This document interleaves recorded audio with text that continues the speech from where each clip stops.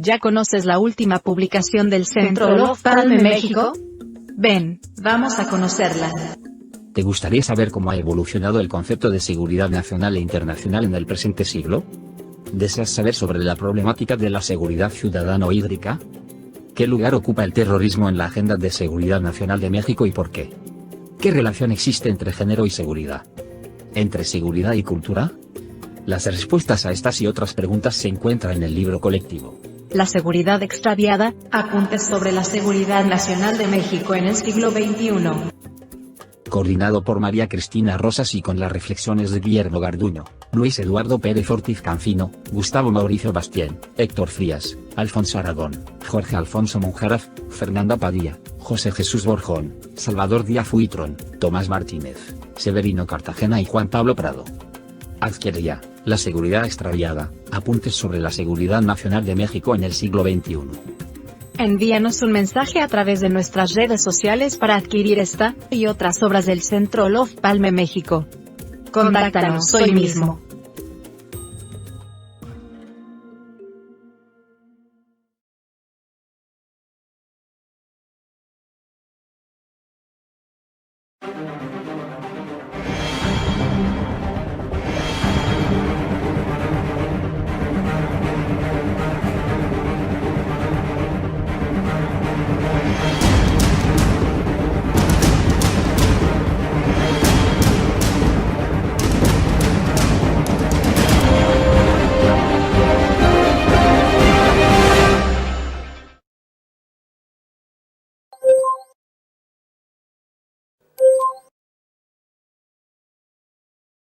¿Qué tal? Muy buenos días, tengan todos ustedes. Bienvenidos a este webinar, El impacto del COVID-19 en la educación. Soy Salvador Escobar, siendo jueves 14 de enero, 11 de la mañana. Tengo el agrado de presentar a los panelistas de esta sesión.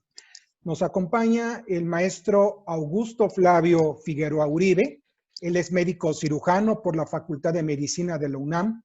Es pediatra con especialidad realizada en el Hospital Juárez de México. Cuenta además con diversos cursos de diplomado, estudios de maestría, por ejemplo, en gestión de emergencias y protección civil por la Universidad Internacional del Conocimiento, UNICI, entre otros estudios. Cabe resaltar la participación del doctor Figueroa como miembro titular de la Academia Mexicana de Pediatría, es consejero permanente del Consejo de Certificación de Urgencias, miembro fundador y coordinador del capítulo de desastres de la Sociedad Latinoamericana de Emergencias Pediátricas.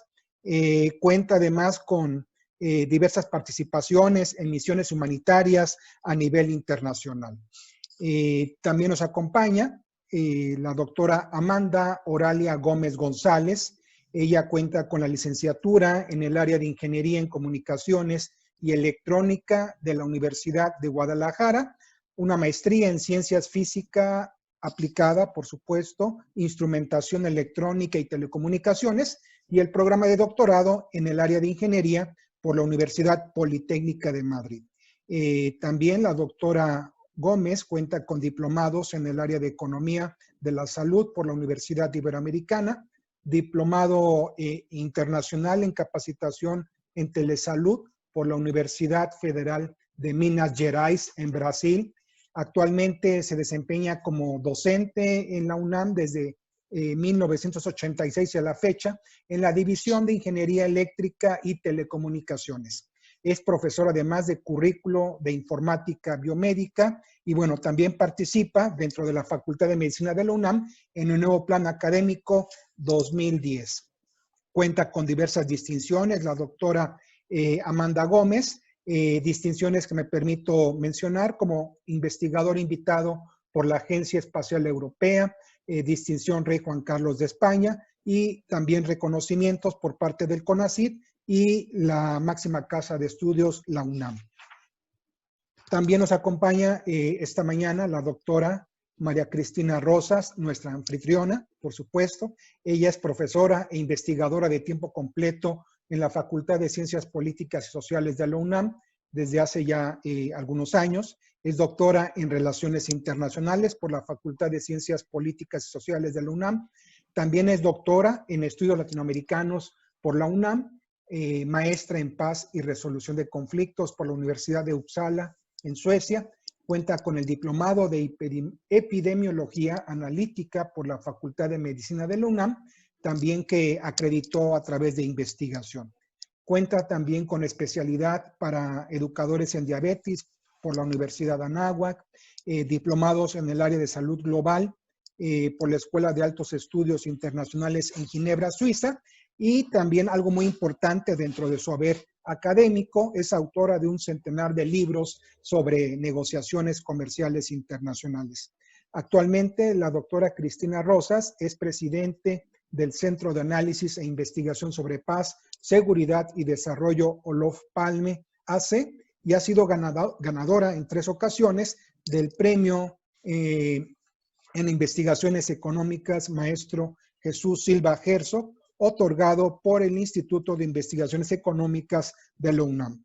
Pertenece al Sistema Nacional de Investigadores y también es columnista en revistas como Etcétera, Alcaldes de México, Diario Río Grande, Guardian, es miembro del Consejo Editorial de Globalítica y ha participado como comentarista internacional en 11 Noticias, ADN 40, Canal del Congreso, en CNN Español, Sputnik News, Radio Educación, Radio UNAM y diversos medios digitales. Bien, sin mayor preámbulo, me voy a permitir ceder el uso de la palabra en primer orden al maestro Augusto Flavio Figueroa Uribe por un espacio de 15 minutos. Adelante, maestro, bienvenido. Gracias, gracias, maestro Salvador. Antes que nada, muchas gracias por la invitación a la doctora Cristina y por estar aquí, doctora Amanda, pues, y a todos muy buenos días. Vamos a ver un tema que es muy álgido principalmente para lo que estamos viviendo de la pandemia de COVID-19. Como les mencionaban, bueno, mi formación es médico cirujano en urgencias pediatría. Y bueno, pues me he dedicado mucho a la parte de lo que es desastres y a la parte de lo que es emergencias complejas, emergencias humanitarias. Y bueno, aquí juega muy importantemente todo lo que entró desde hace unos 20 años, un término, una política de las Naciones Unidas, de OMS principalmente, que es la alfabetización en salud. Antes que nada, yo tengo que decir que no tengo ningún conflicto de interés con ninguna organización de ningún tipo para la plática que voy a dar. Estas son las referencias, al rato también se las puedo volver a dejar, en las cuales me basé específicamente para esta plática como tal. Como vamos a hablar de lo que es alfabetización en salud, tenemos que saber específicamente, pues, qué es salud. Eso es una de las cosas más importantes que tenemos que saber para empezar a saber, bueno, pues cómo vamos a educar a nuestras personas en lo que es en el término de salud. Principalmente para que nosotros sepamos qué políticas, qué estrategias vamos a tomar para poder hacer. La OMS actualmente, la salud no nada más es lo que todos muchas veces pensamos que es la parte física, la parte biológica en la cual me da una enfermedad o me da una enfermedad, tengo un accidente, alguna situación. La salud es más allá nada más que la parte biológica actualmente. La definición de la salud dada por la OMS, que es mucho más integral, es multidimensional, y ahí estamos viendo la definición. La salud es un estado de completo bienestar físico, mental, social y no solamente la ausencia de afecciones o enfermedades. Eso quiere decir que, bueno, pues aquí como vemos pueden afectar mucho las partes tanto social, económica, política, seguridad, muchas otras cosas que no nada más es la parte que nosotros creeríamos que nada más es la biológica. Obviamente juega un papel muy importante la parte biológica, pero son eslabones que se ponen entre sí y que si falta uno de estos va a perturbar a los otros eslabones para que haya esa definición de salud integral que habla la OMS en este caso. Por lo tanto, pues, en base a esto, a esta forma integral de la cual estamos viendo, participan muchos sectores, participan muchos factores para que tengamos esto. El psicológico, hay que tener una buena salud psicológica, social, obviamente, en lo que es específicamente político, políticas públicas en las cuales va muy ahondado a lo que es la salud, a la salud biológica, pero también otras cosas que vamos a ver que es principalmente lo social. Educación, obviamente, la educación es una de las partes que juega una forma muy, muy, muy importante desde las primeras etapas para que nosotros lleguemos a ese completo bienestar que nos está pidiendo la OMS, la parte económica, y aquí la parte económica tiene que ver mucho con lo que hace 10 años, bueno, en 2010 se implementó, que es el índice multidimensional de pobreza. Acuérdense que dentro de los indicadores viene específicamente el poder llegar a los servicios de salud, y obviamente aquí tiene que ver mucho todos esos 10 indicadores que se manejan en este índice multidimensional específicamente para poderlo hacer.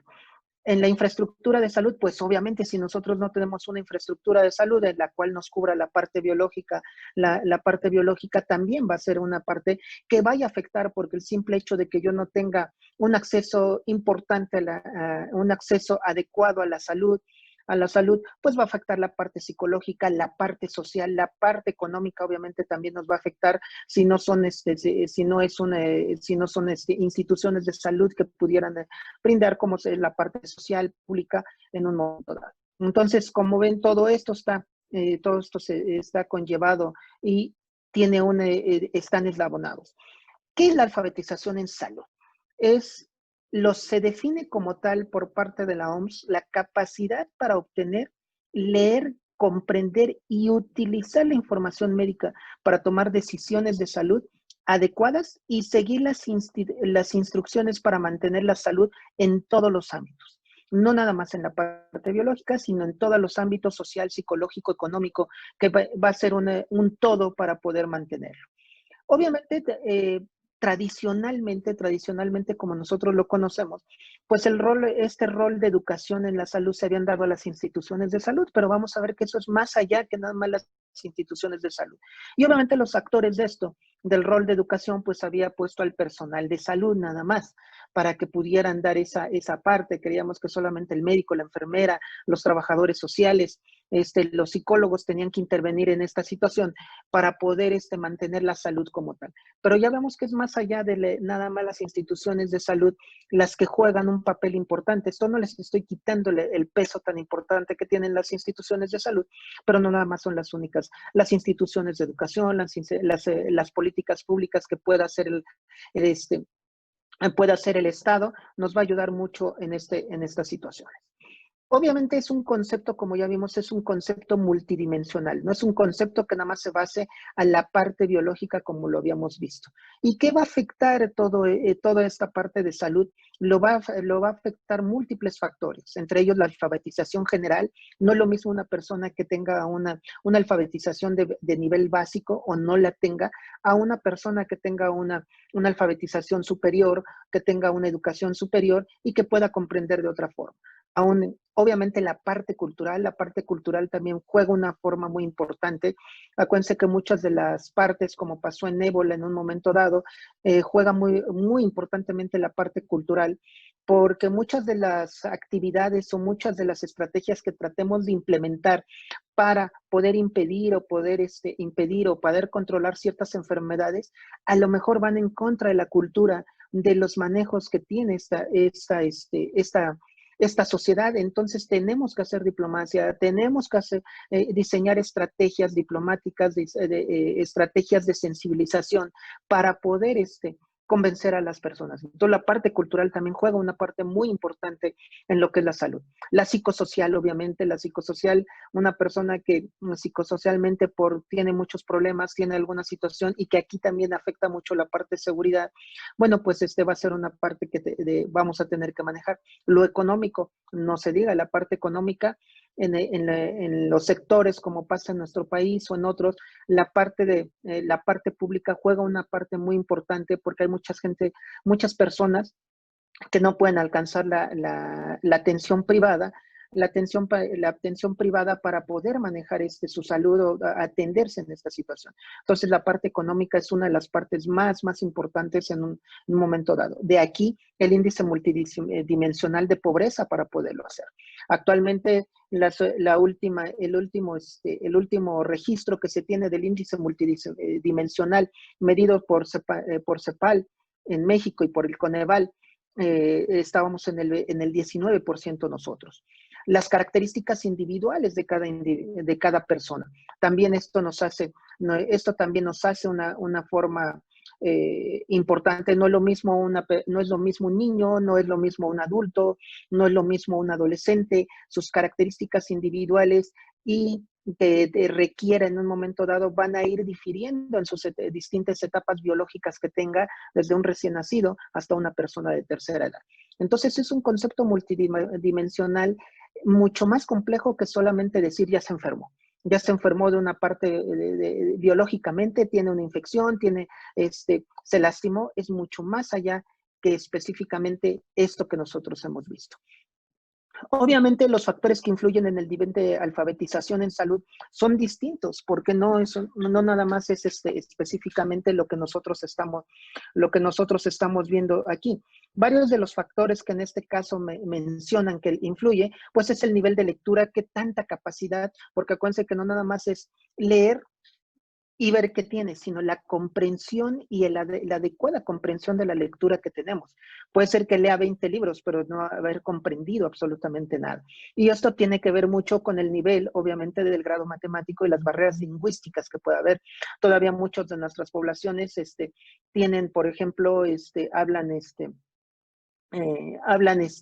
diferentes idiomas, entonces ese es uno de los problemas que podemos tener de intercomunicación, interculturalidad en un momento dado, que todavía no estamos tan sensibilizados a esa situación, que serían las barreras lingüísticas, y con esto las barreras culturales tan importantes que pudiera haber entre cada uno de estos, principalmente, por ejemplo, en nuestro país, las partes de usos y costumbres en un momento dado nos puede impedir mucho alfabetizar de una forma de salud.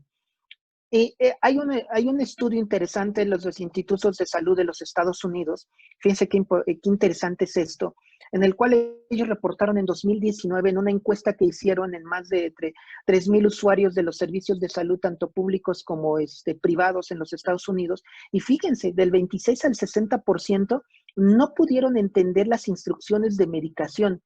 Un consentimiento informado, ¿qué significa exactamente un consentimiento informado o información básica en salud?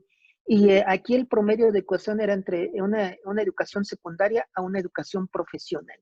Imagínense, esto quiere decir que no nada más es tener un grado académico superior, sino tener la conciencia y la adecuada interpretación de lo que es la salud en un momento dado. Estamos hablando de un país como los Estados Unidos, en el cual nosotros diríamos, bueno, pues comprenden mejor todo esto, pues no, y estamos viendo que es del 26 al 60%. Eso quiere decir que cuando a lo mejor yo explico a un paciente o le invito a una persona, le explico lo que es el consentimiento informado, realmente a lo mejor no me está entendiendo exactamente que cuando firme, cuál va a ser realmente toda la responsabilidad que va a tomar ella como persona en el momento que está dando su consentimiento para una atención.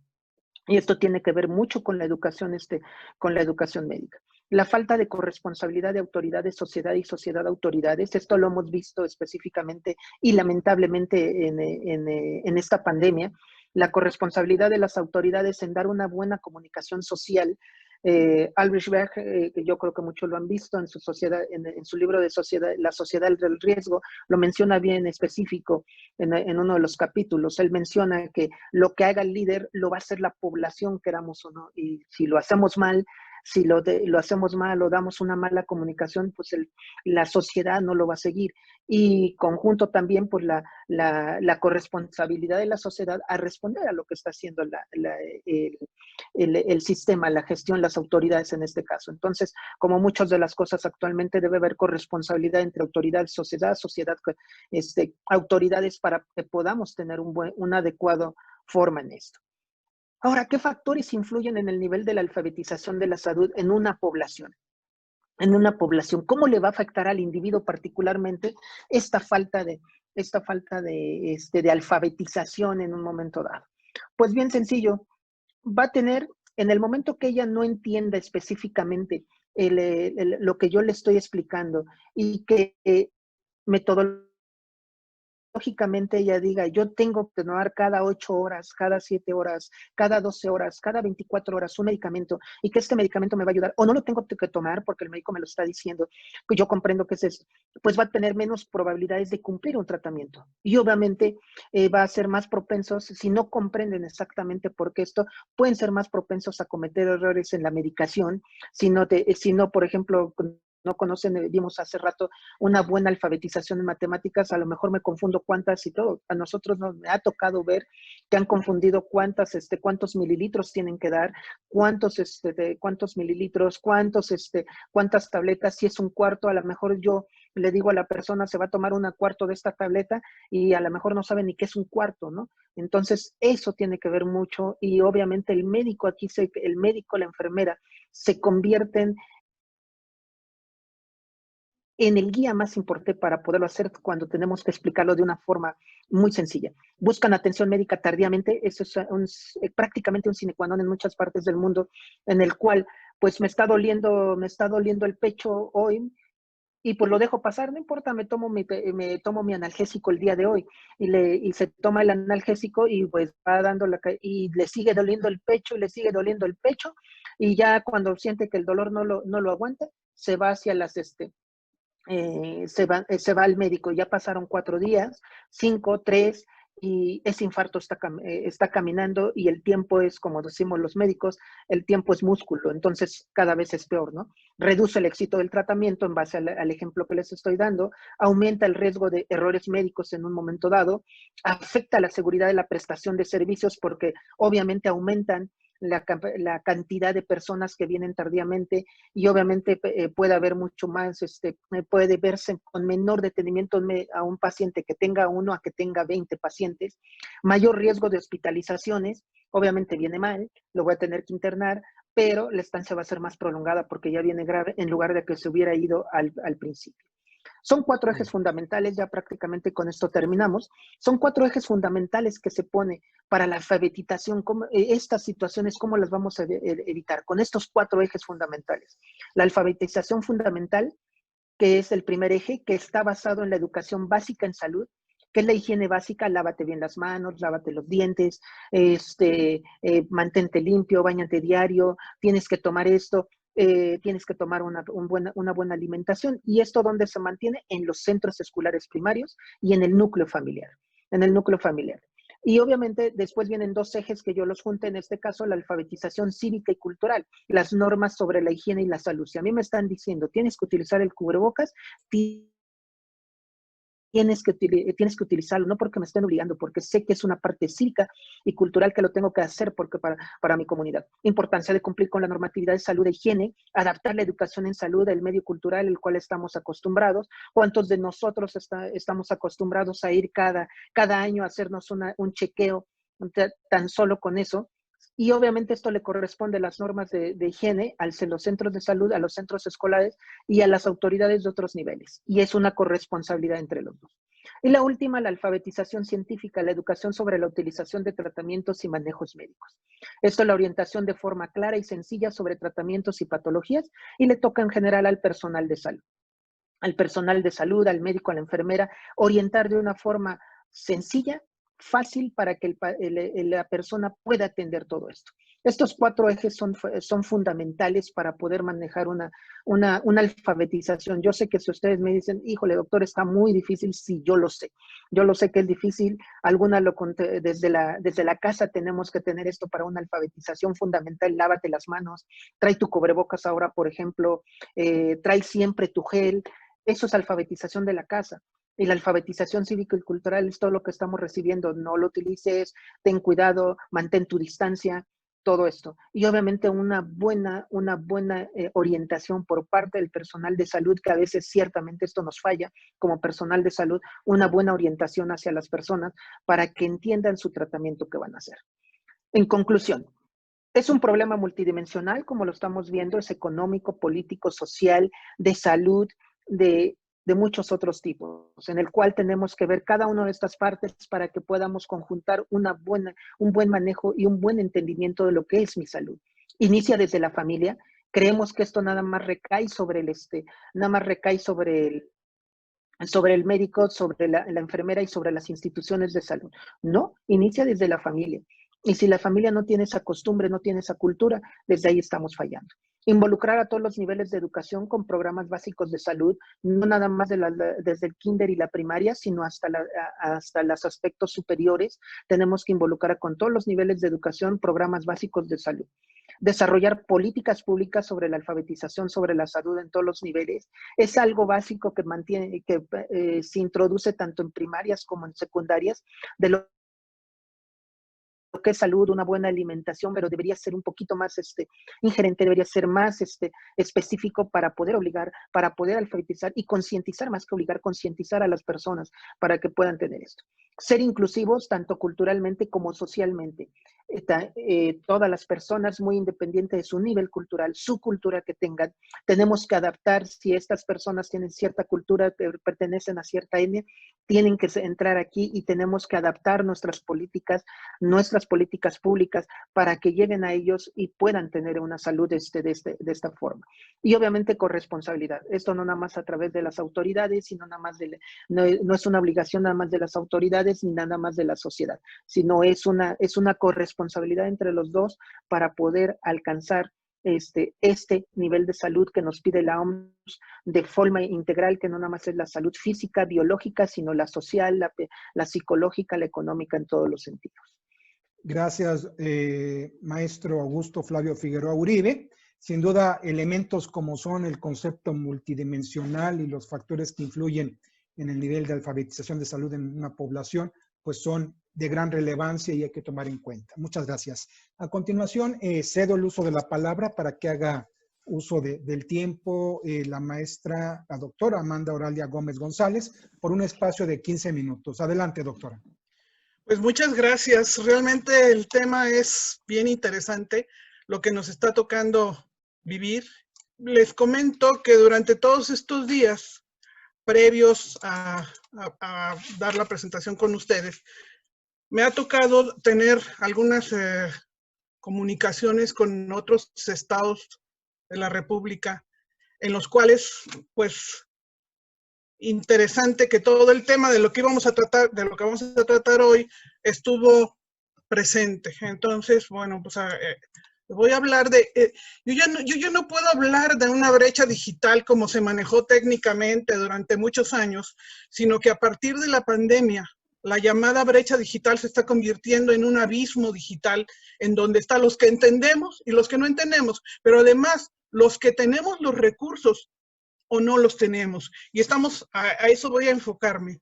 Lo primero es hablar que las TICs son esta variedad de cosas con las cuales podemos tener una mayor conectividad con el mundo, que van desde las redes sociales hasta los contactos, videoconferencias, etcétera.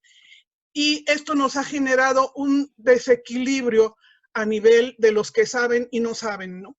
Más ahora con la pandemia, porque un día, durante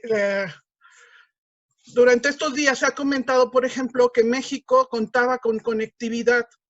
Una investigadora por ahí menciona un 70% de los mexicanos están conectados. Y yo dije, esto no me concuerda con lo que yo tengo con mis datos puros y duros, porque el 43.6% de la población está en condiciones de pobreza y esto nos da que no podemos comprar una conexión a internet, que no podemos comprar una computadora porque son 5 salarios de un mes de una persona sin que coman para poder tener una computadora. Entonces, a lo mejor la conexión está en la zona, pero ni podemos conectarnos por internet, ni podemos tener acceso a un servicio de una plataforma de comunicaciones. ¿Cuáles son las causas? Bueno, las causas de la brecha digital en principio es una fractura que se genera por la comercialización masiva de los dispositivos electrónicos y los altos precios y los déficits en las infraestructuras de acceso. Y esto nos hace una brecha tremenda y más adelante también tenemos una brecha de acceso. Hace unos días me tocó estar en una conferencia donde la principal ponente se encontraba en otro país y simplemente no pudo conectarse porque en su país no había la conectividad y estaba en la capital de su país, ¿no?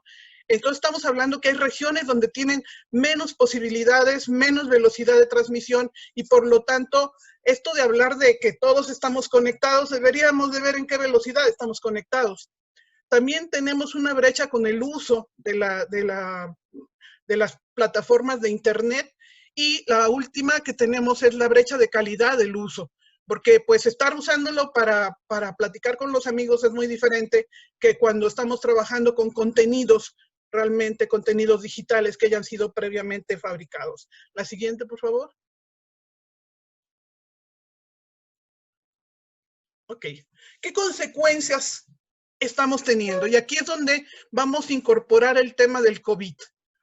La primera gran consecuencia fue una discriminación tecnológica en donde excluimos socialmente una gran parte de la población, porque a la ciudadanía no tenía los recursos esenciales para poder tener acceso a esta conectividad.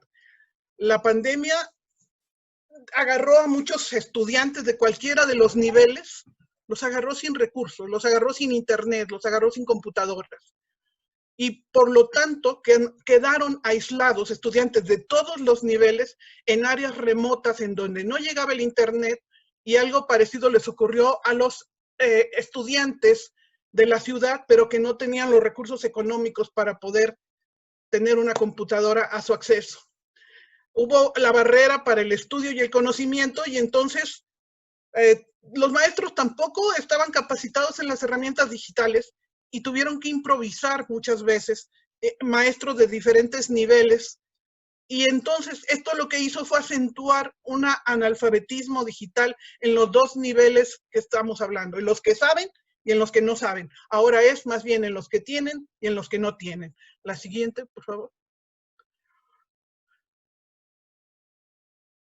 Ok. En estos días el COVID nos encerró. El acceso a Internet nos permitió comunicarnos, eso es lo que dice la teoría, con el mundo para hacer teletrabajo, teleeducación. Pero la gran realidad es que no es igual para todo el mundo. La siguiente, por favor. Se alertaron 4 tendencias y esto me gustó mucho. La primera, el teletrabajo con reuniones virtuales que facilitaron muchísimo el quehacer de las gentes. Era un tema que ya medio se había manejado mucho, se había pensado mucho, pero como que los jefes no les gustaba el estar en teletrabajo. Sin embargo, al momento de tener la necesidad, se alertó esto y rápidamente se pusieron a hacer reuniones de trabajo. La teleeducación, se activaron cursos a distancia en todos los niveles académicos, pero más de la mitad de la población académica, desde nivel básico hasta nivel universitario, quedaron aislados por falta de plataformas de cómputo, redes y telecomunicaciones, y sobre todo el acceso a Internet. En el caso de telesalud, también era un tema que ya se había manejado desde el año 94 y se empezaron a hacer cosas, pero no se había multiplicado el uso por falta de soporte legal para poder dar consultas a distancia. Sin embargo, con la pandemia y ante la necesidad de los médicos de no contagiarse, de poder darle seguimiento a sus pacientes, pues activaron centros de apoyo y de diagnóstico a distancia, sin importar si esto estaba dentro o no de la ley. Esto es un paso muy interesante porque terminando la pandemia vamos a estar mucho más espabilados en ese tema. Y lo último fueron las reuniones sociales. Yo he visto misas, rezos, reuniones sociales, cenas de Navidad, etcétera, que se activaron con la abuelita, y esto, gente que jamás en su vida había usado una computadora, ahora estaba teniendo un acceso, una socialización para evitar contagiarse con el COVID. La siguiente. Bueno, durante la pandemia también los profesores se empezaron a capacitar en ese momento, pero el proceso formativo ya no fue parejo, porque vi de pronto las escuelas privadas rápidamente entendieron cómo era la historia y se pusieron a hacer las cosas. Las escuelas públicas, sobre todo en las comunidades rurales, los maestros no tenían computadora, no tenían acceso a Internet y no tenían contenidos digitales. Entonces, muchos de ellos han quedado sin conectividad y el proceso formativo no jaló parejo. Y entonces se creó un vacío tremendo, más allá del que ya existía con los maestros de educación rural, porque ahora además es que no están comunicados y los niños que antes se iban, no sé, del pueblo de Ochuc a la siguiente población en donde podía encontrar quién le diera la formación académica, pues no puede viajar, pero tampoco tiene siquiera luz eléctrica. Entonces, esos vacíos se empezaron a abrir mucho más fuertes y muy dolorosos. La siguiente, por favor. De la noche a la mañana nos tuvimos que reinventar. La mayoría de los centros se reorganizaron, hicieron autoformación, pero insisto, la mitad de la población no estaba preparada y todavía no lo está. Yo he visto unas clases por internet que me daban pánico porque quien estaba asesorando a los niños era la abuelita que se quedó en la casa ayudando a los niños y tenía la abuelita que partirse en dos porque un niño era de 4º año y el otro de 6º, y entonces no tenían, la abuelita no había terminado la primaria, y esto como que la formación no fue pareja y las herramientas pues tampoco fueron parejas. La siguiente. Esta fue una nota que me gustó muchísimo de una investigadora de la UNAM y preguntaba de pronto, ¿qué pasará con los profesores universitarios, los alumnos universitarios y los centros culturales cuando todo esto termine, ¿no? Las clases se han enfrentado a grandes resistencias por falta de personal en esa modalidad y la desigualdad educativa y la brecha digital nos abrió ese tema. Y esto se publicó en la Gaceta de la UNAM y creo que es un tema muy, muy importante. Actualmente muchos de los alumnos se han quedado sin clases. La UNAM fue una de las pocas que yo sé que creó centros COVID, por decirlo de alguna manera, con los estudiantes aislados, pero que les dio las herramientas de cómputo para continuar su capacitación. Pero no sé si en la Universidad Internacional de la Selva o si en la Universidad del Tercer Mundo, no lo sé, ¿no? Pero es la única que ha dicho, yo sí capacité a mis estudiantes o los estoy apoyando con las plataformas de cómputo y el internet. La siguiente.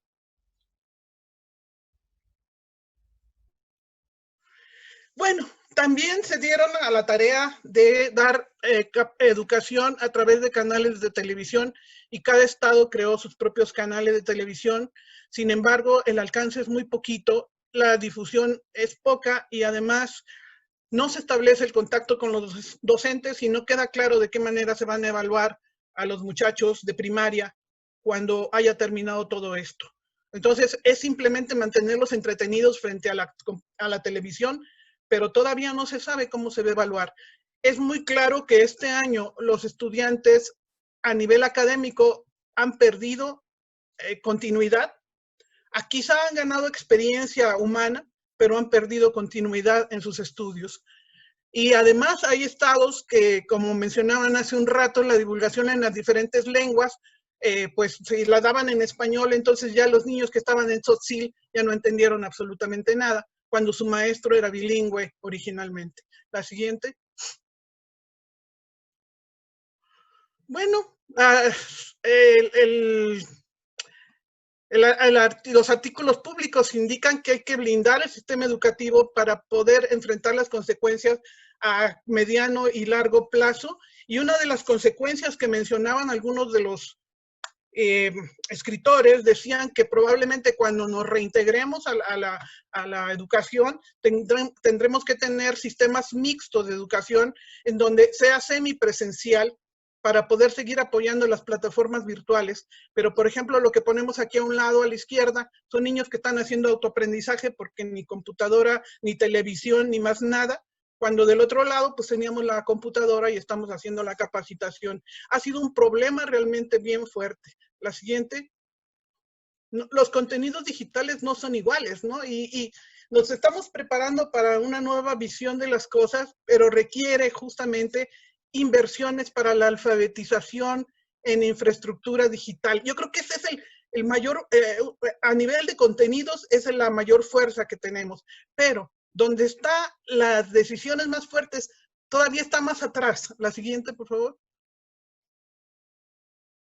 Justamente, esta fue una persona de la Secretaría de Educación Pública, donde estaba hablando de los contenidos digitales y que había que formarlos y bla, bla. Pero a mí, yo dije, espérate, vete para atrás. Sin conectividad, nada de lo que estás diciendo es bueno, no existe.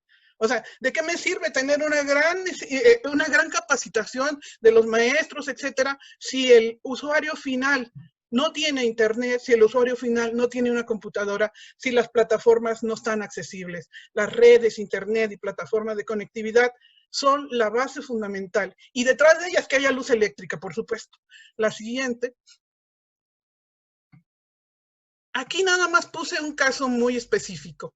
El caso de conectividad, de penetración de servicios, más allá de conectividad, en el caso de algunos estados de la República, y enfatizo en el caso de Chiapas porque estoy muy cercana a ellos, el 19% de la población solamente tienen acceso a Internet. 19%, porque estamos hablando de muchísimas poblaciones rurales donde no tienen luz eléctrica, bla, bla, bla, ¿no? Entonces, hablar de lo que decía la investigadora que les mencionaba, de que teníamos el 70% de conectividad en el país, pues es sumar todo esto y dividirlo entre 32, pero no es el caso. Vamos, específicamente Hidalgo, Campeche, Tabasco, Oaxaca y Chiapas no tienen conectividad. Prácticamente más de la mitad de más de las 3/4 partes de la población. La siguiente. ¿Y qué ha hecho el gobierno? ¿Qué ha hecho históricamente el gobierno? Desde hace 20 años se pensó en el programa México, eMéxico, donde Fox hacía mucho énfasis en inglés y computación. No pasó mucho de lo que se dijo que se tenía que hacer. Pasan al programa México Conectado, donde se dijo que se iban a conectar 17,000 centros escolares y centros de salud, los cuales, pues si no les llevaban computadora, de nada servía estarlo conectando. Después viene el programa Internet para Todos, y actualmente la Comisión Federal de Comunicaciones de Electricidad está trabajando con telecomunicaciones e Internet para Todos, una nueva forma, empresa de gobierno que todavía no he visto sus resultados en la línea oscura. Entonces, tenemos una historia que lleva más de 20 años donde han querido llevar conectividad a las poblaciones. En el caso de México era salud, educación, economía y gobierno. Y pues hasta la fecha los resultados no han sido los 17,000 ni los 20 y tantos mil que se querían llevar a cabo. Finalmente tenemos retos en conectividad, en contenidos, en plataformas accesibles y en capacitación permanente. Yo creo que esos 4 temas son los que tenemos que reforzar y ver que la historia no nos ha enseñado mucho a nivel de la conexión de Internet. Tenemos que tener una política diferente para poder llevar a eso. La siguiente, por favor. Creo que es la última. Entonces, un punto, aunque se multiplicaron el uso de las herramientas como estas que estamos usando actualmente, Zoom, que nunca la había usado yo hasta que llegó la pandemia, y improvisamos formas de trabajo, de educación, etcétera, actividades sociales y demás, no han bajado los costos de la conectividad y resultan inaccesibles para más de un 40% de la población. Por lo tanto, aquí el abismo digital lo tenemos que resanar de alguna manera antes siquiera de estar pensando en el contenido. A lo mejor a la par, pero tenemos que llevar conectividad a bajos precios o gratuita, porque es un derecho universal que la Unión Internacional de Telecomunicaciones dijo. Internet es un derecho universal, pero si no tenemos plataforma que nos soporte a precios baratos o sustentado por el gobierno, pues esto sigue creándose el abismo digital. Muchas gracias. Muchas gracias, doctora Amanda Gómez. Sin duda nos presenta una realidad de la conectividad en la educación en México. Hay que estar muy preparados, estar al pendiente de lo que sucede en nuestro país y, por supuesto, en todo el mundo de cara a esta pandemia. Muchas gracias, felicidades, maestra, doctora Gómez. Bien, ahora cedo el turno a la doctora María Cristina Rosas para que nos pueda hacer su presentación. Muchas gracias, doctora.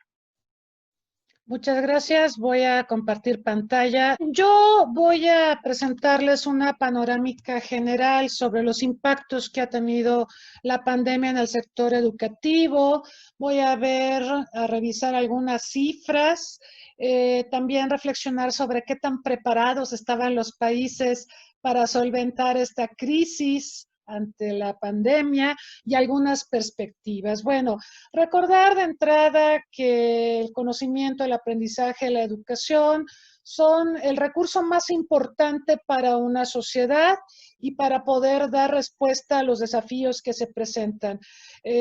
Nosotros sabemos que gracias a la educación hay países que quedaron prácticamente reducidos a cenizas, por ejemplo, después de la Segunda Guerra Mundial, y sin embargo lograron no solo ponerse de pie, sino convertirse en verdaderas potencias tecnológicas. Entonces, la educación cambia el mundo, pero más importante, la educación cambia a las personas que van a cambiar al mundo.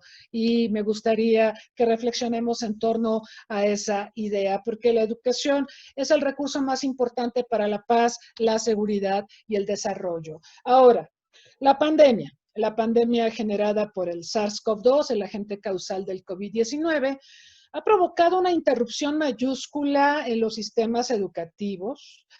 Ha afectado, se calcula, hay diferentes cifras, hay quienes hablan de 1,000 millones, hay quienes hablan de 1,600 millones de alumnos en más de 190 países de todos los continentes.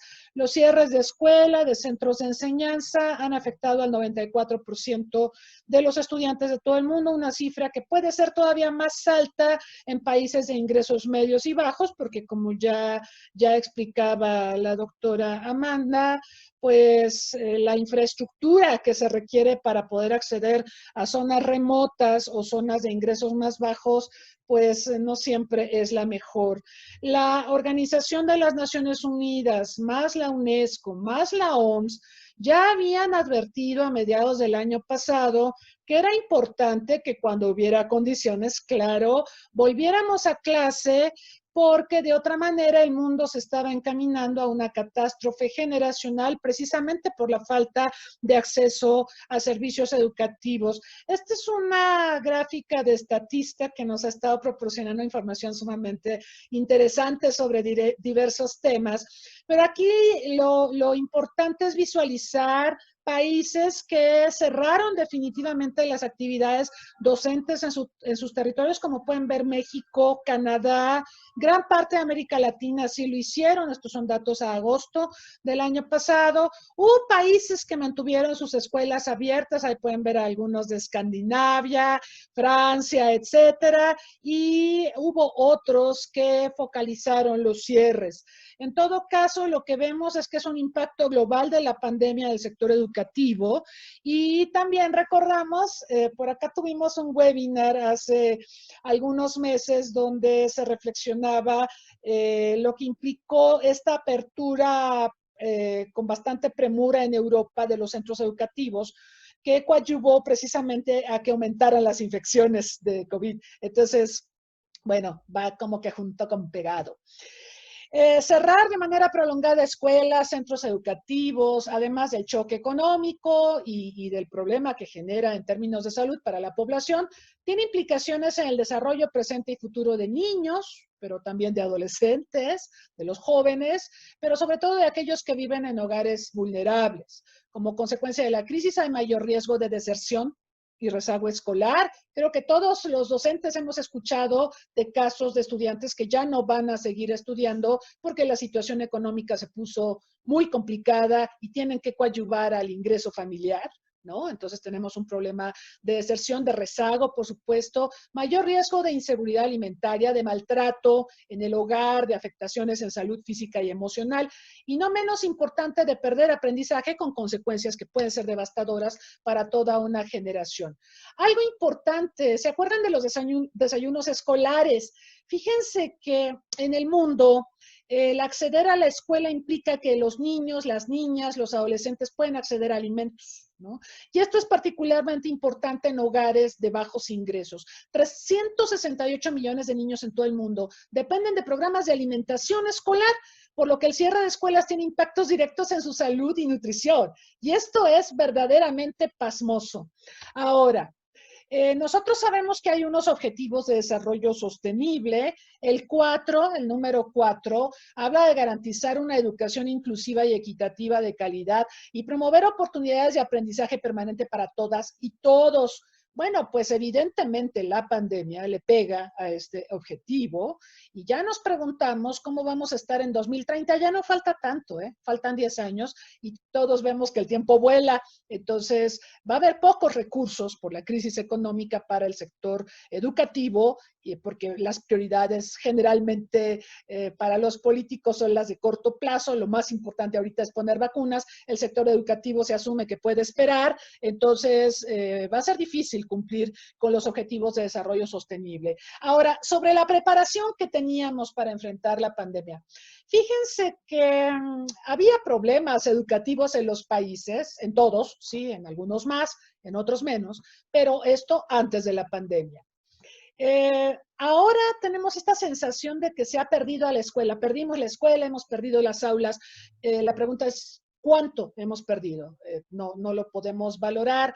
En México ha habido interrupciones en los sistemas escolares. Por ejemplo, cuando tenemos fenómenos naturales devastadores, les recuerdo aquel terremoto del 14 de marzo de las 5 de la mañana en 1979, cuando se desplomó la Ibero. La gente de mi generación recuerda ese suceso. La Ibero estaba en Churubusco, se vino abajo por ese terremoto.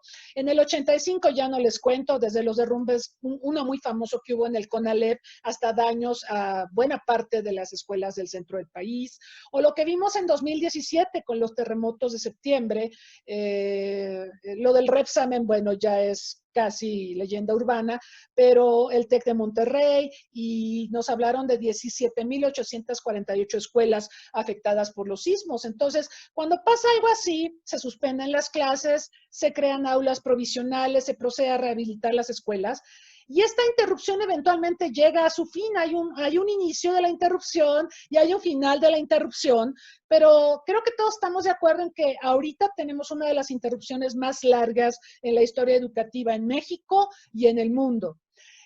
También, por ejemplo, cuando hay otros fenómenos naturales, inundaciones, huracanes y demás, Cancún, Tabasco, lugares que de por sí tienen sistemas precarios en materia educativa. Aquí podemos ver a los niños tomando clases en plena inundación, ¿verdad? Y sin zapatitos, además. Pues eventualmente cuando pasa el meteoro se reanudan las actividades, pero hoy no está ocurriendo esto. Cuando se cerraron escuelas, hubo algo así como las compras de pánico, la necesidad de acelerar la capacitación, que no formación, de una cantidad aproximada en nuestro país de 500,000 de docentes entre abril y noviembre, para que pudieran diseñar objetos de aprendizaje y sesiones de trabajo en línea, utilizando las herramientas que ofrece la tecnología. Esto, por supuesto, con sus asegúnes, porque ya vimos que el acceso a la tecnología no es tan democrático ni tan universal como quisiéramos. Se propuso poner a disposición de los maestros más de 12,700 planes de clase preescolar, primaria y secundaria, más de 19,000 materiales educativos para esos niveles y más de 12,000 reactivos para evaluar aprendizajes esperados. Todo esto en términos cuantitativos. Se cuidó mucho la cantidad, se descuidó mucho la calidad. La profesión docente entonces quedó reducida casi a actividades técnicas para elegir materiales con los que se puede trabajar con los estudiantes. No se analizó en qué condiciones estaba el profesorado, mucho menos las familias. Entonces el programa de educación digital, pues de hecho ha coadyuvado a la desigualdad social, cuando se supone que debe ser en un sentido inverso, que debería coadyuvar a la equidad social, a fomentar el acceso a la educación en esta época tan crítica que nos toca vivir. Efectivamente, lo decía la doctora Amanda, hay una nueva generación de jóvenes que en general nacieron con el USB en su ombliguito, ¿sí? Están conectados con las tecnologías digitales. Esto ha modificado sus formas de aprender, sus intereses y sus habilidades, pero esto en modo alguno significa que pueden aprender con la tecnología. Saben usar la tecnología, la usan para comunicarse, para usar el WhatsApp, para entrar a Facebook, pero no necesariamente usan la tecnología como un recurso de aprendizaje. Entonces, los sistemas educativos y pedagógicos van a la saga en esta tarea. Miren, en el año 68, el emblemático 68, cuando tuvimos aquellos dramáticos eventos de Tlatelolco, el gobierno federal estableció el programa de telesecundaria. Y este programa fue muy importante porque tuvo un plan maestro. Se tuvo que dotar de infraestructura a todos los estados de la República Mexicana. Aquí pueden ver algunos emblemas de telesecundaria en diversos estados, en Hidalgo, en Quintana Roo, en Puebla, etcétera. Siempre en este sistema hubo un maestro presente en la telesecundaria.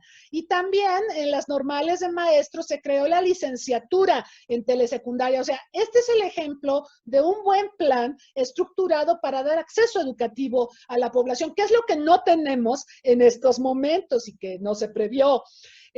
Ahorita el acompañamiento de los niños se dejó en manos de las familias, sobrecargando a las mamás sobre todo, quienes además de estar al cuidado del hogar y de las actividades de su trabajo, porque muchísimas trabajan, ahora tienen que atender las miles de preguntas que les formulan los chicos para llenar la carpeta de experiencias. Si han entrado al portal de la SEP, hay una cosa que se llama carpeta de experiencias y ahí pues hay que ir haciendo como que informes cuantitativos de todas las actividades que se han realizado previo al regreso a clases o previo a la normalización de las clases. Se olvidó, como decíamos en el caso de telesecundaria, que la telesecundaria sí estuvo apoyada por el sistema de televisión pública a través de EduSat, un sistema de satélite de la Dirección General de Televisión Educativa de la Secretaría de Educación Pública, que logró que la señal llegara a todas, absolutamente todas las telesecundarias del país, lo que llevó a establecer antenas específicas y tener teleaulas. O sea, ¿ven la diferencia con el momento actual?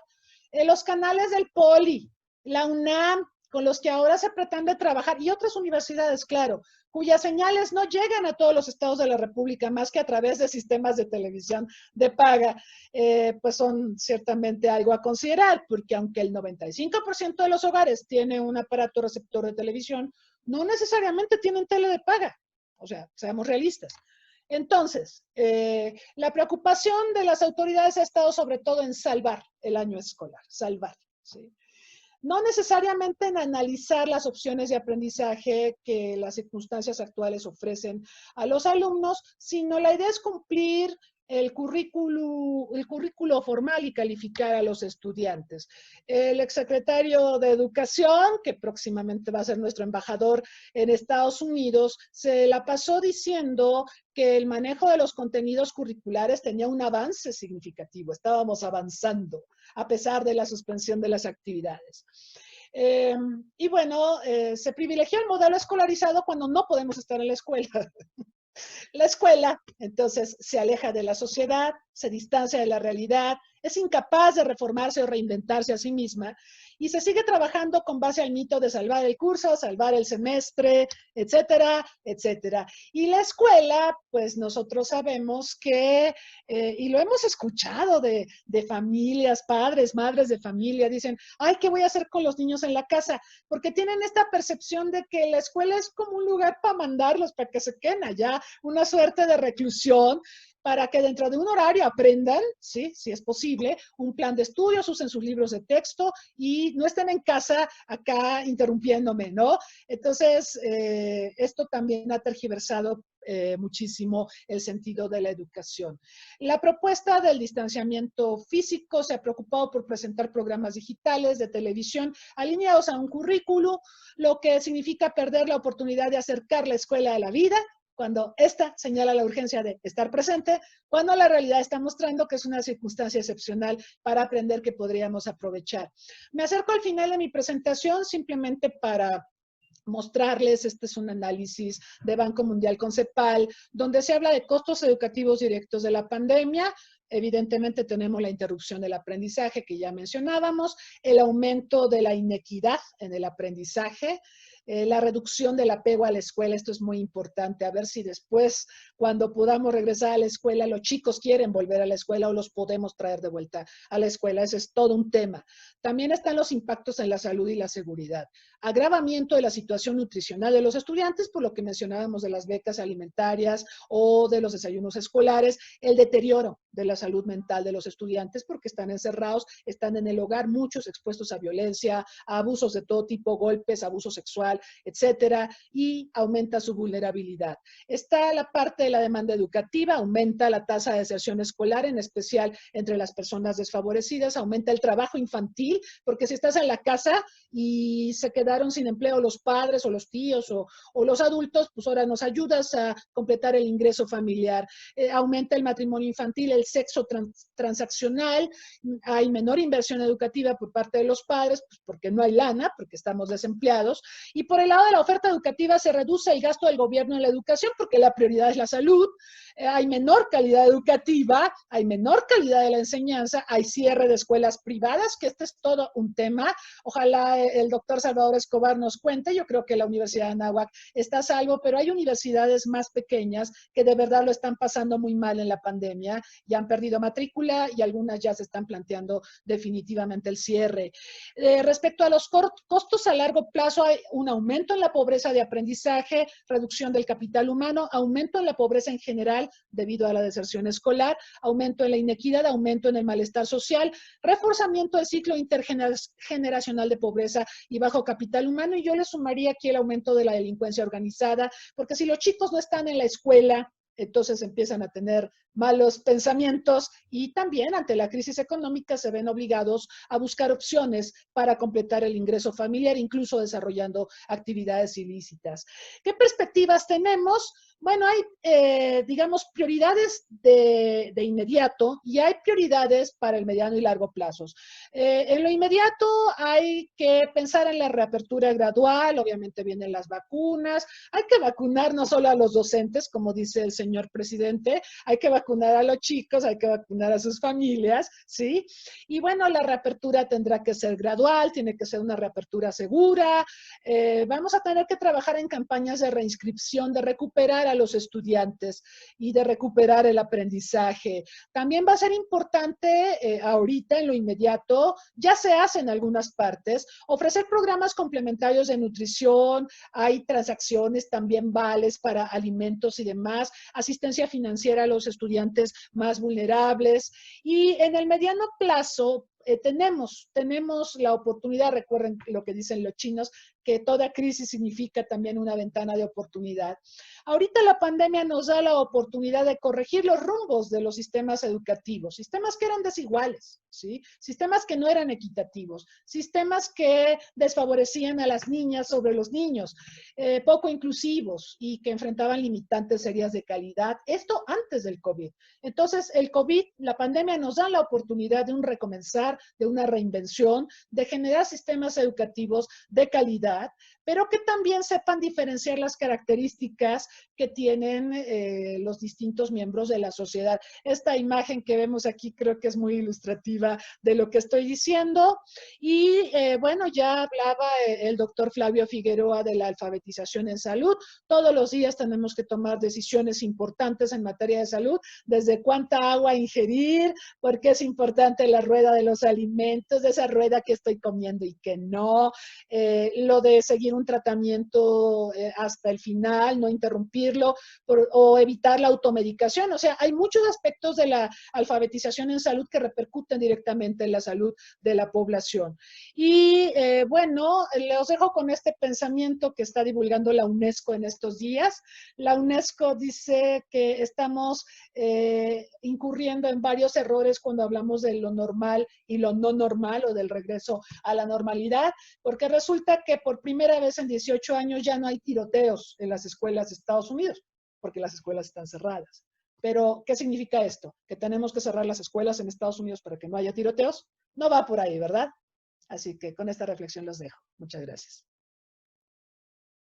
Muchas gracias, doctora Cristina Rosas. Fue una presentación también muy interesante porque hace un recuento histórico de lo que han sido las calamidades y cómo la sociedad y particularmente el sistema educativo ha tenido que salir a flote, ¿verdad? Pese a las adversidades, terremotos, inundaciones, etcétera, y ahorita la pandemia.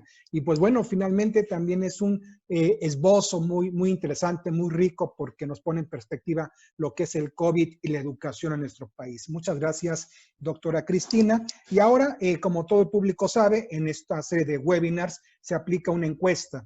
La pregunta dice, ¿cuál considera usted que es el principal impacto que ha tenido el COVID-19 en la educación? La primera respuesta dice, ha provocado que muchos niños y niñas y adolescentes abandonen la escuela. La segunda respuesta, ha exacerbado las tensiones en el hogar ante las distintas necesidades de acceso a la red, educación, home office. Luego, ha ampliado la brecha digital, ha polarizado la sociedad, ha reducido los recursos financieros para atender las necesidades educativas. Bien. La siguiente respuesta dice, disminuye el apego a la escuela y al proceso de aprendizaje. La siguiente respuesta dice, ha fortalecido la enseñanza a distancia y el e-learning, provocó que muchas y muchos niños, niñas se quedaran sin aprender a leer y escribir.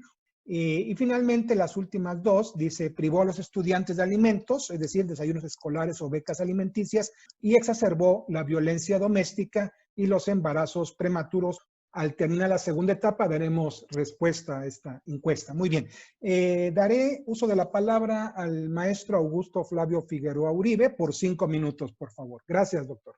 En resumen, una de las cosas es que la alfabetización en salud probablemente fue una de las cosas que, por lo menos en nuestro país, faltó muchísimo en nuestro país para enfrentar a la pandemia. Muchos creíamos que la alfabetización en salud y educación en salud era lavarse las manos. Yo no le estoy quitando la importancia a esto, pero eso pensamos muchas veces en salud. Y la realidad es que el país no estaba preparado para esto, no estaba preparado para una situación de este tipo, en el cual la corresponsabilidad entre el Estado, entre las autoridades, perdón, y la sociedad era muy importante. Porque lo que yo dijera, que era a lo mejor algo nuevo, como era la utilización tan sencilla de un cubrebocas, tenía que ver mucho con la importancia que le tomaba la sociedad a la situación de la salud. Y si yo no veo como parte fundamental la salud en mi vida, pues menos lo voy a tomar en un momento de crisis que yo ciertamente, y es un fenómeno que yo siempre lo he platicado con muchos de mis compañeros, si ustedes salen a la calle específicamente, no van a ver como que una crisis, una crisis en la cual se están muriendo todos, donde se está viendo esto es dentro de los hospitales. Y obviamente la imagen, lo que podamos ver, también ayuda o influye en la sociedad para que empiece. Y esto también fue una situación muy importante en la cual la sociedad, digo, pues yo no veo que esté pasando algo. Dicen que está pasando, pero no, y esto ciertamente fue una situación que no ayudó mucho tampoco. Y qué bueno que no ha pasado al final de cuentas, pero tampoco fue una situación que ayudó en un momento dado. Tampoco hay que pasar en lo que pasó en Wuhan, ¿no? Entonces, ciertamente en la alfabetización tenemos que intervenir todos. Las políticas públicas no están enfocadas específicamente a la alfabetización en salud, de las políticas públicas de educación. Y obviamente llegó esta pandemia en la cual había falta de la educación básica, pues menos iba a haber alfabetización en salud en ese momento. Y pues fue una de las cosas que incrementó, queramos o no, todos los contagios. Todos los contagios, porque al final de cuentas yo no creía, no estaba educado en salud, yo veía que tenía dificultad para respirar, pero no le hacía caso y me iba hasta el último momento y llegaba ya en peores condiciones. ¿Qué me va a pasar si estoy con todas las personas? Con todas las personas, yo veo que no pasa nada y a la mera hora todo un núcleo familiar, más todas las personas, hay que tener en cuenta que hay algo que existe aquí, que obviamente es un término muy médico, pero al final cada persona que está en contacto con un paciente que está contaminado de COVID infecta 4 o 5 personas en un día y eso es exponencial. Entonces, si yo no comprendo eso de que si no utilizo el cubrebocas, no me lavo las manos, no mantengo mi distancia, 3 cosas tan sencillas como era eso, y que si hubiéramos tenido un poquito de educación en salud, no lo hubiéramos comprendido tan fácilmente, y yo lo voy a hacer porque temo de mi salud, y si yo pierdo, voy a perder mi forma de mantener a mi familia, tener una economía que pueda mantener a mis hijos, a mi familia, y además la pérdida de un ser querido, ¿no? Entonces, todo es una situación que ha empeorado ciertamente la pandemia, y probablemente no fuimos el único país, pero obviamente la educación en salud repercutió mucho en la evolución de la pandemia, y probablemente el momento tan crítico que estamos viviendo ahorita en el segundo rebrote, que muchos médicos pensamos que nunca salimos del primer brote, y que probablemente y que ahorita dio un pico muy alto, se dio un pico muy alto porque pues nunca vimos que aunque tenía que ir y que venían las fiestas, yo no tenía que ir por mi salud, no mía, por la salud de todos, y no teníamos esa cultura. Entonces yo creo que es una de las cosas que tenemos que generar todos, a todos los niveles, en todos los niveles educativos, no nada más la parte de salud, la parte médica, sino en la escuela, políticas públicas, economía, generar recursos para que ahí en el recóndito, en el más recóndito de los pueblos, llegue salud también, llegue alguien que les pueda educar, tienes que poner esto, tienes que hacer esto, y romper esas barreras, porque al final de cuentas nuestro país no es lo mismo Chiapas que irnos a Monterrey. Entonces el entendimiento de la salud va a ser muy diferente en Chiapas, con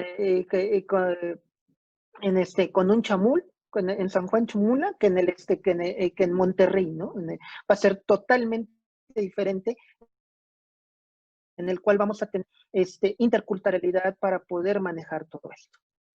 Yo con esto concluyo, pues muchas gracias, y si hay alguna pregunta. Muchas gracias, doctor Augusto Figueroa. Ahora cedo el uso de la palabra a la doctora Amanda Gómez. Doctora, por favor. Bueno, pues muchas gracias. Yo quiero ser muy enfática a nivel de las plataformas tecnológicas, y no voy solamente a que nosotros que estamos pues inmersos en la tecnología usemos la plataforma. Soy enfática porque hemos dejado aislado a la mitad de México a nivel de tecnologías, de educación, de trabajo, de salud, y parte del compromiso que tenemos que tener ante la modernidad es llevar internet, llevar telecomunicaciones, llevar conectividad. Ahora, tiene que ser un programa gubernamental, porque las personas en las comunidades rurales o en las zonas aisladas no tienen los recursos para poder comprar sus computadoras. Tiene que ser un programa que tiene que emerger de la Secretaría de Educación, de la Secretaría de Comunicaciones como base, y de la Secretaría de Salud, además de Economía. No hay los recursos en principio, pero nunca los ha habido en principio también, a pesar de las propuestas de los programas en México, México Conectado, etcétera. Y como consecuencia, además, dentro de esta pandemia, se desaparece la Subsecretaría de Comunicaciones. Por lo tanto, esta parte que estaba manejando, lo poco que se estaba manejando a nivel de Internet para todos, quedó acéfala. Y entonces, ¿dónde están todos los programas que pueden llevar Internet hacia las comunidades rurales y las plataformas donde podamos hacer uso de ellas? Los contenidos, por supuesto que son muy importantes, esos ya han empezado a emerger, la gente es muy creativa, los maestros son muy creativos. Me tocó escuchar a un maestro dando una clase de música por Internet, a mí me tenía impresionada, porque los niños mismos le ayudaban a estar conectando para que diera el ecualizador de tono adecuado, y era una escuela primaria, era un tercer año de primaria. Entonces creo que la creatividad es parte de lo que está creciendo en este caso, pero no tenemos las herramientas para la mitad de la población. Entonces, yo manejo mucho comunidades rurales, me he metido mucho a las comunidades en el país, y como decía hace un ratito el doctor Flavio, no es lo mismo hablar de los Garza García, Nuevo León, que hablar de la región de Ocosingo en Chiapas, ¿no? Si hablamos de Chiapas, ni siquiera la Universidad de la Selva tiene conectividad de Internet. Y eso que se encuentra en Ocosingo.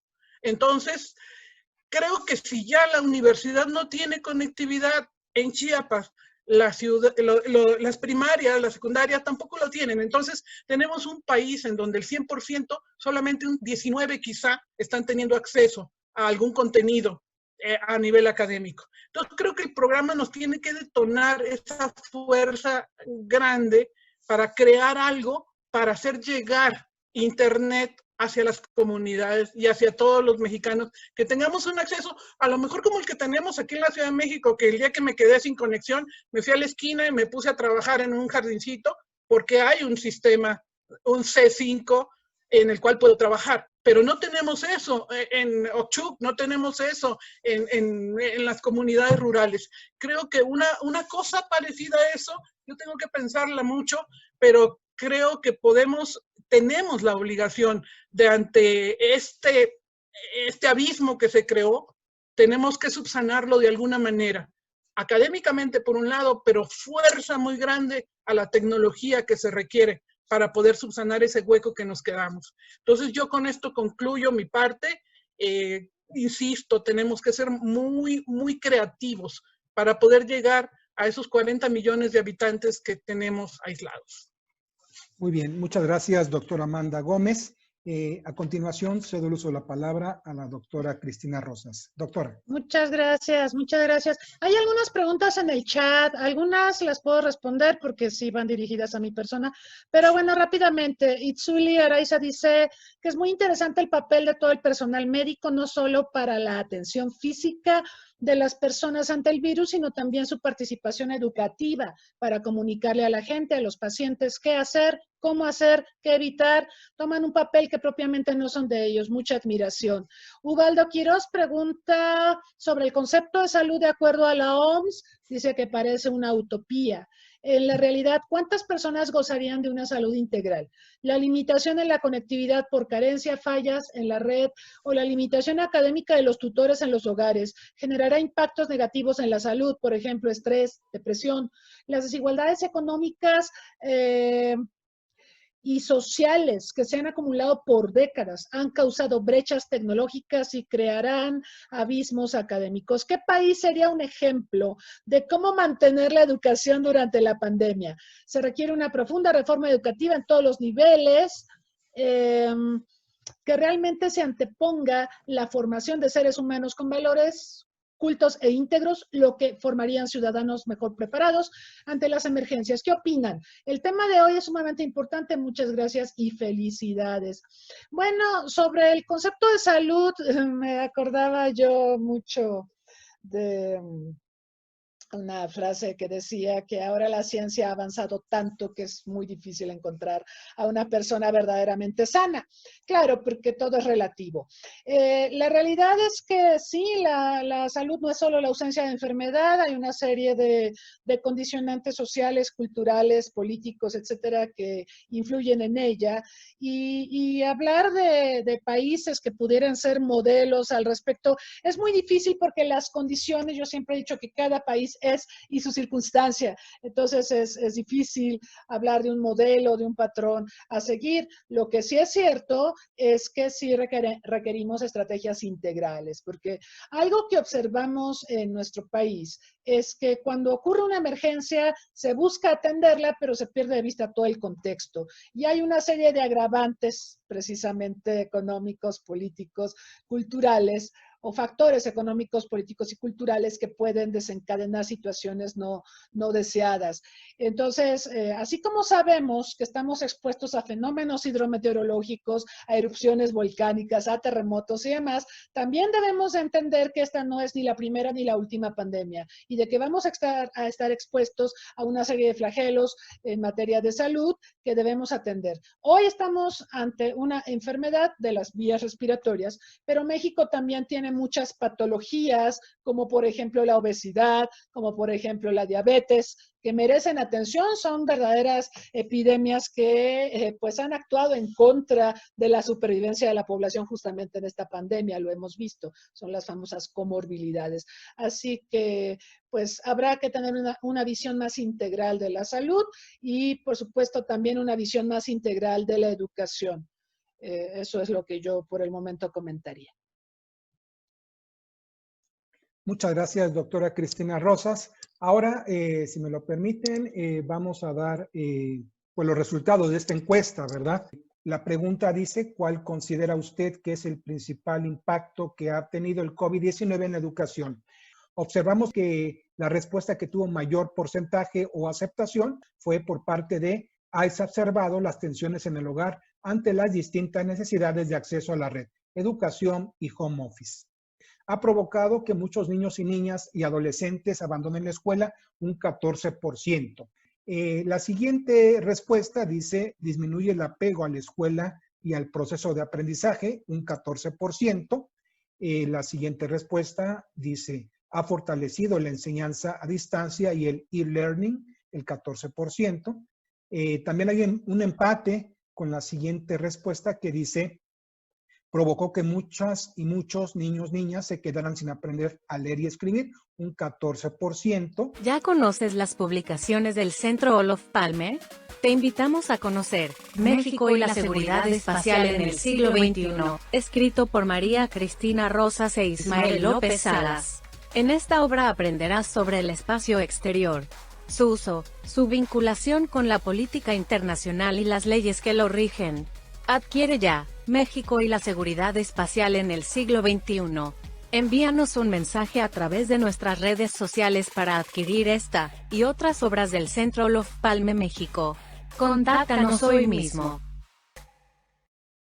Pasamos a la tercera etapa de este webinar, el impacto del COVID-19 en la educación, por lo que invito a los panelistas en un lapso de 5 minutos den sus conclusiones. Muchas gracias. Empezamos, doctor Augusto Figueroa, por favor.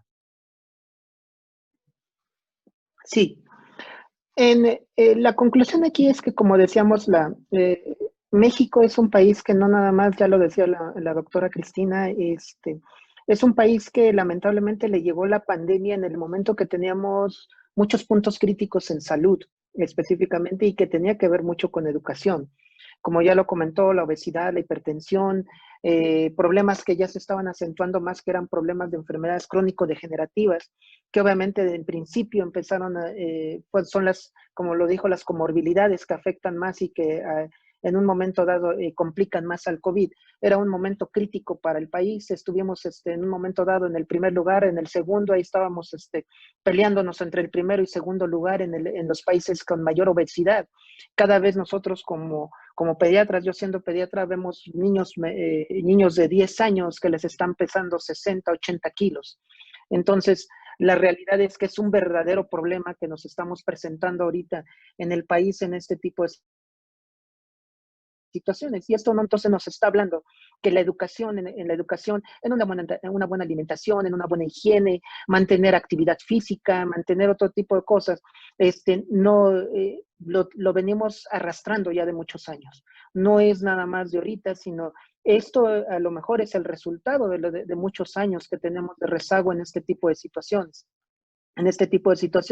Y obviamente, pues, yo como lo mencionaba hace rato, esto es no nada más de un manejo solamente del sector salud, del cual sí es muy importante, y como lo mencionaba alguien que respondió una de las preguntas y daba su opinión, no nada más es que nosotros expresemos y de una forma clara y sencilla demos y orientemos a nuestros pacientes, sino empezar con una educación básica y que la persona sepa que su salud es una de las cosas más importantes que debe tener para poder desarrollarse como un ser humano completo. Porque si yo no tengo salud, no voy a poder trabajar, no voy a poder hacer actividades físicas, no voy a poderme desarrollar, no voy a poder hacer muchas cosas de lo que pudiéramos pensar.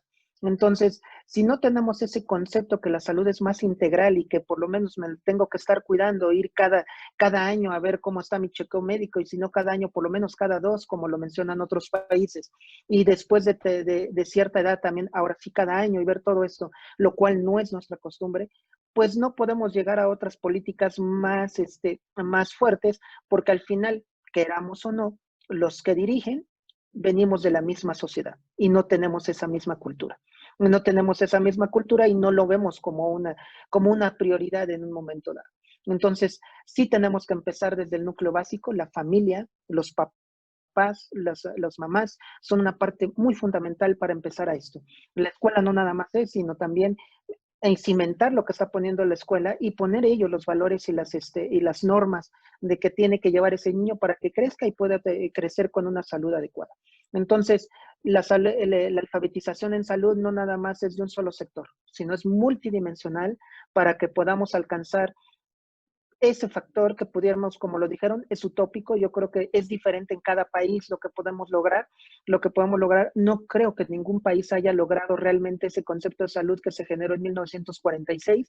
No lo creo. Ningún país lo ha logrado, a lo mejor unos más, unos menos, pero no creo que lo haya logrado en ninguno. Pero sí podemos ir tras él, y eso es lo más importante. Dicen los japoneses, que ellos piensan en la perfección y hacen las cosas lo mejor posible porque ellos piensan que no se puede alcanzar la perfección, entonces tengo que hacerlo mejor hoy para tratar de alcanzar eso. Y eso es lo que tenemos que hacer. A lo mejor es un concepto utópico, pero cada vez tenemos que hacer las cosas mejor para poder alcanzar ese concepto utópico. Gracias. Muchas gracias a todos. Gracias, doctor Augusto Figueroa. Ahora cedo el uso de la palabra para esta conclusión a la doctora Amanda Gómez. Doctora. Bueno, muchas gracias. Un tema que quedó así como en el aire para mí fue la parte de la telesalud, aprovechando la presencia del doctor Flavio también. Cuando estamos hablando de que ahora se utilizó la telesalud más haciendo llamadas telefónicas, mandando los informes de los laboratorios mediante plataformas de internet, etcétera, etcétera, creo que abrió un escenario que debemos de pensarlo positivamente para poder a futuro regular de la mejor manera eso que ya se dio de manera espontánea. ¿Por qué? Porque todas las consultas que se dieron mediante los celulares, pues no se las pagaron a los médicos, ¿no? Por supuesto, ni contaron como su productividad en los hospitales, tampoco. Sin embargo, evitó que los médicos se contagiaran del COVID-19 en muchísimos casos y se les pudo dar tratamiento y se les pudo dar seguimiento a los pacientes con COVID. Creo que la ley actualmente no contempla la telemedicina. Hay una norma que siempre me hacen notar, la 024, que es una norma oficial mexicana de expediente clínico, donde en algún momento mencionan la palabra telemedicina o el uso de la firma electrónica y esto, pero siempre se ha quedado como a la mitad y no han concluido. Creo que es el momento histórico dentro de la salud para poder enfatizar y llevar a cabo una ley que regule toda la parte de la informática médica utilizando plataformas de conectividad. Creo que eso nos va a dar un escenario mucho más amplio, les va a dar mayor certeza a los médicos, mayores seguridades en su quehacer y nos va a proporcionar una herramienta muy fuerte. Creo que esto nos abrió un escenario nuevo, nos despertó, porque la telemedicina ya existía, y existe, ya ha existido desde los 90, pero no se ha regulado. Sin embargo, ahorita se está usando de manera rápida, indiscriminada y además efectiva, ¿no? Porque lo hemos visto, todos hemos tenido que comunicarnos con algún médico por alguno de los síntomas. Creo que es el momento histórico para poderle sacar provecho a esto que se despertó y que nos hizo muy sensibles al respecto. Gracias. Muchas gracias, doctora Amanda Gómez, por sus palabras y atinada conclusión. Ahora, estos 5 minutos finales para nuestra anfitriona y, por supuesto, colega, la doctora Cristina Rosas. Doctora. Muchas gracias, doctor Salvador Escobar. Hay una pregunta que recién mandaron que dice, ¿cuál creen que sea la mayor repercusión económica que sufra el país después de esto? Bueno, hay impactos económicos inmediatos. Ya el país venía mal, ya había una crisis de por medio y el COVID vino a exacerbarla. Yo creo que una de las consecuencias económicas de esta pandemia muy importante es que se le va a poner mucho énfasis, por ejemplo, al proceso de vacunación, al sector salud y no en todas sus aristas, y se van a descuidar todos los otros temas importantes para el desarrollo nacional. Y esto me lleva a la conclusión del tema que nos ocupa hoy. Yo creo que la pandemia ha abonado a una mayor exclusión en términos educativos. porque ha exacerbado las desigualdades existentes. Ya había muchas desigualdades educativas previo a la pandemia y la pandemia lo que ha hecho ha sido maximizarlas.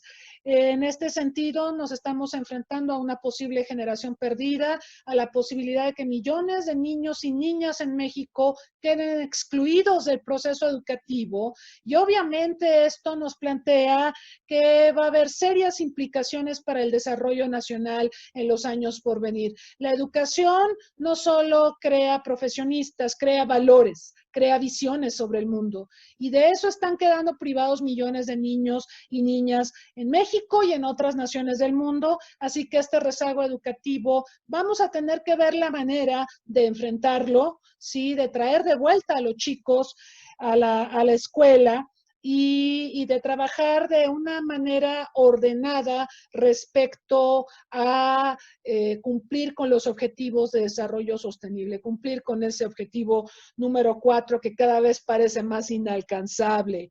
Reitero lo que mencioné en el inicio de mi presentación. Yo creo que la educación puede cambiar a las personas que van a cambiar al mundo. Muy bien, muchísimas gracias, doctora Cristina Rosas.